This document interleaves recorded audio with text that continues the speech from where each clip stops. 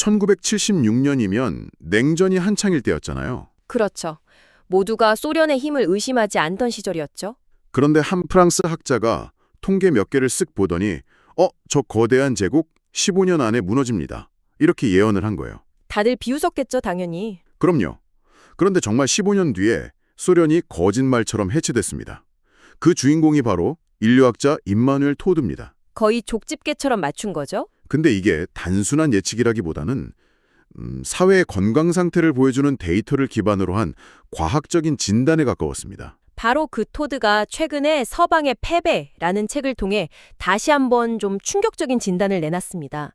이 책이 지금 일본에서는 16만 부가 넘게 팔리면서 뭐랄까 지식인 사회를 완전히 뒤흔들고 있다고 해요.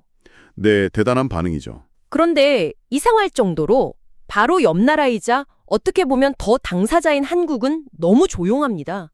그래서 오늘 여러분이 보내주신 자료들을 바탕으로 임마누엘 토드의 담론이 대체 무엇인지, 왜 일본은 이토록 열광하는지, 그리고 이 기묘한 온도차가 어쩌면 우리가 애써 외면하고 있는 어떤 불편한 진실을 드러내고 있는 건 아닌지 한번 깊게 파고 들어가 보려고 합니다. 좋습니다. 먼저 토드의 분석 방식을 좀 이해하고 넘어가면 이야기가 쉬울 것 같은데요. 네, 그게 중요하겠네요. 이 사람은 일반적인 국제정치학자들하고 접근법이 완전히 달라요. 군사력이나 GDP 같은 그런 거시지표가 아니고요. 사회의 가장 깊숙한 속살을 들여다봅니다. 속살이라면? 예를 들어 어떤 것들인가요? 유아 사망률이라든가 교육 수준, 그리고 가장 중요하게 보는 게 바로 그 사회에 수백 년간 뿌리내린 가족 구조입니다. 가족 구조요? 그게 국가의 흥망성쇠랑 무슨 상관이 있죠? 그게 바로 토드 이론의 핵심이거든요. 마치 의사가 혈액검사 수치를 보고 환자의 미래 건강을 예측하는 것처럼요. 토드는 이런 인구 통계학적 데이터, 특히 가족 형태가 그 사회의 무의식이나 행동 패턴을 결정한다고 봐요. 아, 그렇군요. 1976년에 소련 붕괴를 예측했을 때도 그가 본 건 핵미사일 개수가 아니었어요. 꾸준히 다시 늘어나고 있던 유아 사망률이었습니다. 사회 시스템이 속으로 곪고 있다는 명백한 증거로 본 거군요. 정확합니다. 알겠습니다. 그럼 사회를 진단하는 의사 같은 거네요. 그렇다면 그가 이번에 진단한 서방의 패배라는 것도 단순히 지금 우크라이나 전쟁에서 밀리고 있다는 군사적인 의미만은 아니겠군요. 맞습니다. 전쟁은 그냥 겉으로 드러난 열감기 같은 거고요. 진짜 병은 몸속 깊은 곳, 그러니까 서방 사회 내부에서부터 시작됐다는 게 그의 진단입니다. 내부의 병이요? 토드가 짚어낸 첫 번째 심각한 질병이 바로 정신적 붕괴예요. 정신적 붕괴라. 조금 막연하게 들리는데요. 구체적으로 어떤 의미인가요? 과거 서구 사회에 그 폭발적인 역동성을 만들었던 정신적 엔진이 이제 꺼져버렸다는 뜻입니다. 토드는 그 엔진의 연료를 개신교적 가치에서 찾았거든요. 개신교적 가치라면? 예를 들어서 열심히 일하는 것이 곧 구원이다라는 노동윤리. 또 성경을 읽기 위해서 모두가 글을 깨쳐야 했던 그 높은 문자 해독률 같은 것들이요. 아, 그런데 이제 서구 사회는 종교의 영향력이 거의 사라진 일종의 제로 상태에 도달했고 그 텅 빈 자리를 어차피 다 의미 없다는 식의 허무주의, 니힐리즘이 채우고 있다는 겁니다. 사회 이끌던 구심점이 사라지고 다들 방향을 잃어버렸다. 그런 이야기군요. 듣고 보니 두 번째 붕괴도 짐작이 좀 가는데요. 정신이 무너지면 당연히 현실 경제도 무너지겠죠? 그렇죠. 두 번째 진단이 바로 산업적 붕괴입니다. 특히 미국을 향한 비판이 아주 신랄해요. 어떤 식으로 비판하나요? 미국이 더 이상 무언가를 만들어내는 나라가 아니라는 겁니다. 금융과 소비에만 의존하는 나라로 전락했다는 거죠. 실물 경제를 이끌고 국가의 근간이 되어야 할 엔지니어는 점점 사라지고 서류 작업으로 돈을 버는 변호사나 금융가만 넘쳐나는 사회가 되었다는 거예요. 잠시만요. 그 이야기 어디서 많이 들어본 것 같지 않으세요? 아, 요즘 우리 사회에서 가장 큰 이슈인 의대 쏠림 현상이랑 놀랍도록 겹쳐 보이는데요. 반도체 같은 첨단 산업을 이끌어야 할 이공계 최상위 인재들이 전부 의대로 빠져나가고 있잖아요. 맞습니다. 토드가 미국을 보면서 진단한 엔지니어의 소멸이 지금 한국에서 벌어지고 있는 셈이네요. 바로 그 점이 우리가 이 책을 그냥 남의 나라 이야기로만 볼 수 없는 이유입니다. 토드의 비판은 결국 미국은 군사력만 남은 속이 텅 빈 제국이라는 결론으로 이어지거든요. 반면에 이런 서방의 총공세에도 러시아가 끈질기게 버티는 이유를 분석한 대목도 흥미롭습니다. 그건 뭐라고 분석하나요? 그는 그 원동력을 개인주의화된 서방과는 다른 러시아 특유의 권위주의적 공동체 가족 구조에서 찾습니다.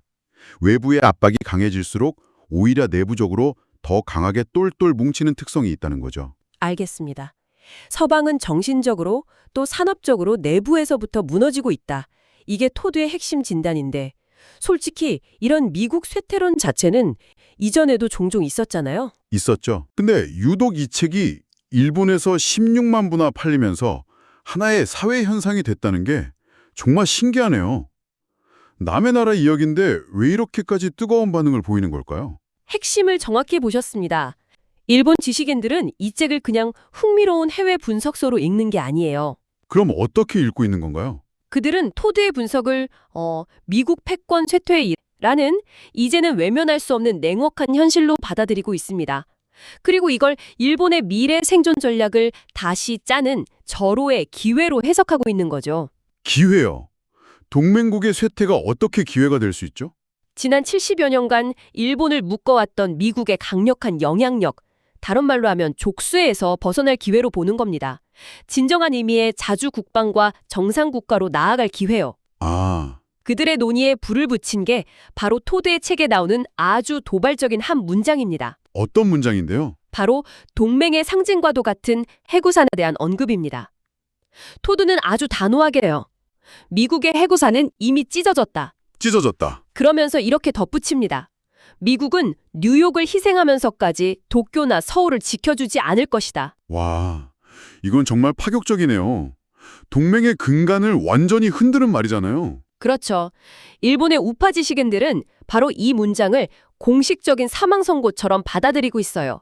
그리고 이걸 근거로 언제까지 미국의 속국으로 살 거냐, 우리 스스로를 지킬 독자적인 핵 억지력을 갖춰야 한다는 이른바 핵무장론을 본격적으로 공론화하고 있습니다. 핵무장론요? 여기서 중요한 건 그들의 논리가 전쟁을 하자가 아니라는 점이에요.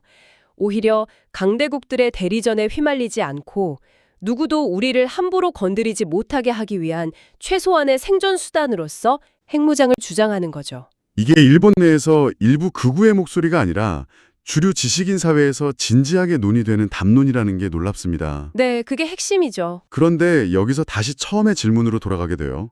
일본이 이렇게 뜨거운 논쟁을 벌이는 동안 사실 안보적으로는 우리가 더 위험한 상황인데도 한국은 왜 이렇게 잠잠한 걸까요? 자료들은 몇 가지 좀 불편한 진실을 지적합니다.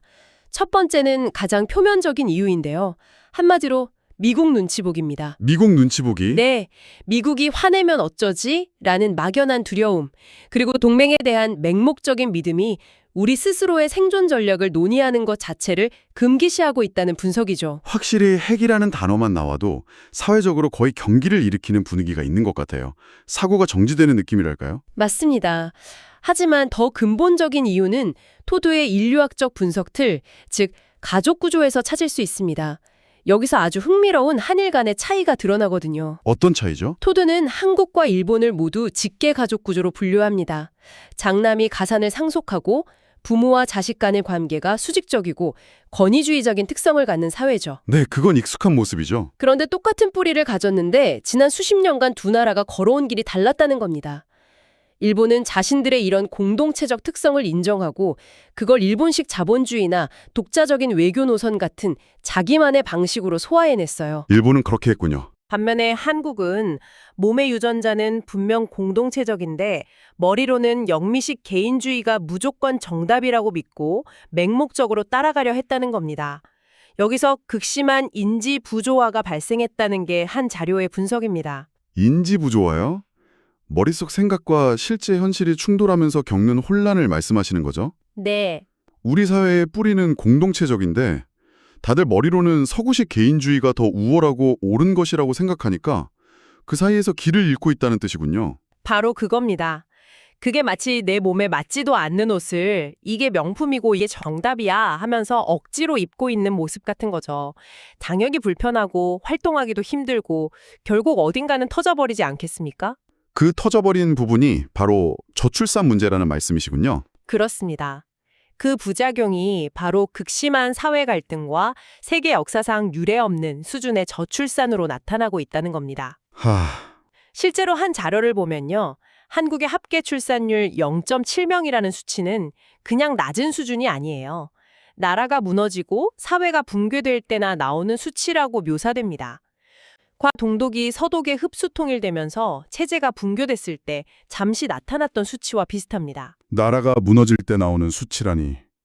그건 좀 과장된 표현 아닐까요? 아니면 정말로 인구 통계학계에서는 그 정도로 심각한 경고로 받아들이나요? 과장이 아닙니다. 인류 역사상 전쟁이나 대기근 같은 극단적인 상황을 제외하고 평시에 한 사회의 출산율이 이 정도로 수직 낙하한 사례는 거의 찾아볼 수가 없어요. 토드의 이론에 따르면 이 기현상은 인류학적인 모순의 결과예요. 동아시아 특유의 수직적인 부모-자식 관계에 대한 과도한 책임감과 기대치가 정작 새로운 가정을 이루어야 할 수평적인 부부관계를 억누르고 압도해버리는 겁니다. 그러니까 결국 가족의 재생산 자체가 멈춰버리는 거죠. 가족을 너무나도 존중하고 중요하게 생각해서 역설적으로 가족이 사라지는 비극적인 상황인 셈입니다. 상황이 정말 심각하네요. 우리는 인지 부조화에 빠져 있고 그 결과로 사회 붕괴 수준의 저출산을 겪고 있다. 그럼 이 복잡하고 어려운 상황에서 우리는 대체 뭘 해야 할까요? 일본처럼 우리도 당장 핵무장을 논해야 한다. 이게 답은 아닐 텐데요. 당연히 그건 아니죠. 한 전문가는 오히려 우리가 일본의 성공 사례가 아니라 실패 사례를 철저히 반면교사로 삼아야 한다고 조언합니다. 실패 사례요? 네. 예를 들면 일본이 수십 년간 천문학적인 예산을 쏟아부어도 처참하게 실패한 저출산 정책 같은 것들이요. 그들은 왜 실패했는지, 어떤 진단을 잘못 내렸는지를 깊이 연구해야 우리도 같은 실수를 반복하지 않는다는 겁니다. 그렇군요. 이것들을 종합해서 우리가 얻어야 할 더 큰 교훈을 한 3가지 정도로 정리해 볼 수 있습니다. 네, 첫 번째 교훈부터 들어보죠. 첫째, 냉혹한 현실을 직시하라는 겁니다. 우리가 지금 누리는 평화가 북한이라는 완충지대나 미국과의 동맹이라는 지정학적 지렛대 덕분인데 이 지렛대가 영원할 것이라는 환상에서 깨어나야 한다는 거죠. 한 자료에서 굉장히 섬뜩한 비유를 드는데요.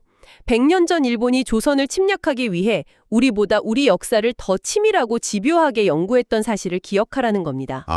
그들처럼 우리도 감정이나 희망을 배제하고 냉철하게 국제정세의 맥을 짚어야 한다는 무서운 경고입니다. 두 번째 교훈은 아까 잠시 나왔던 경제 이야기, 엔지니어 위기와 관련이 있겠군요. 맞습니다. 토드가 지적한 서방의 엔지니어 소멸과 한국의 의대 쏠림 현상이 너무나도 닮았다는 점을 심각하게 받아들여야 합니다. 국가 안보와 경쟁력의 최종적인 보루는 결국 금융이나 법률 서비스가 아니거든요. 그렇죠. 반도체나 자동차 같은 제조업과 실물 경제라는 사실을 잊어서는 안 됩니다. 사회의 가장 똑똑한 인재들이 모두 의대와 로스쿨로만 향하는 사회의 미래는 결코 밝을 수 없다는 아주 근본적인 지적이죠. 듣고 보니 마지막 세 번째 교훈이 이 모든 문제의 근본적인 해법이 아닐까 싶습니다. 그렇습니다. 가장 중요하고도 어려운 과제인데요. 바로 우리 자신을 아는 것, 즉 인류학적 자각입니다. 인류학적 자각이요? 우리 사회의 근간을 이루는 공동체적 특성, 권위주의적 기질 같은 것들을 무조건 낡고 버려야 할 악으로만 치부할 게 아니라는 겁니다. 오히려 우리의 DNA에 깊이 새겨준 이 특성을 인정하고 이 특성에 맞는 우리만의 발전 모델은 무엇일지 고민하는 것. 그것이야말로 인지부조화를 해결하고 흩어진 사회적 동력을 다시 하나로 모으는 첫걸음이 될 수 있다는 제언입니다. 오늘은 임마누엘 토드의 서방의 패배라는 다소 충격적인 진단을 실마리 삼아서 이를 둘러싼 일본과 한국의 극명한 온도차 그리고 그 이면에 숨겨진 우리 사회의 속살까지 들여다봤습니다. 정말 많은 생각을 하게 되네요. 그렇죠. 일본이 미국의 쇠퇴를 주권회복이라는 기회로 삼으려는 움직임을 보이는 반면 우리는 동맹관계, 경제구조, 그리고 우리 사회의 근본적인 가치관에 대해 아주 불편하고 어려운 질문들을 마주하게 된 것 같습니다. 네. 결국 주권이란 누가 빌려주는 것이 아니라 스스로를 지킬 수 있는 힘에서 나온다는 토드의 말이 오늘따라 더 무겁게 다가오는 것 같습니다. 토드는 한 나라의 정치는 그 사회 구성원들의 무의식적인 가족 가치가 그대로 투영된 거울이라고 말했습니다. 오늘 여러분께서 마주하고 있는 한국 사회의 수많은 갈등과 불안, 끝이 보이지 않는 저출산의 터널은 어쩌면 우리 사회의 가장 근원적인 단위인 가족이 지금 얼마나 건강한 상태인지를 보여주는 신호는 아닐까요? 오늘 밤 한 번쯤 생각해 볼 만한 질문을 던져봅니다.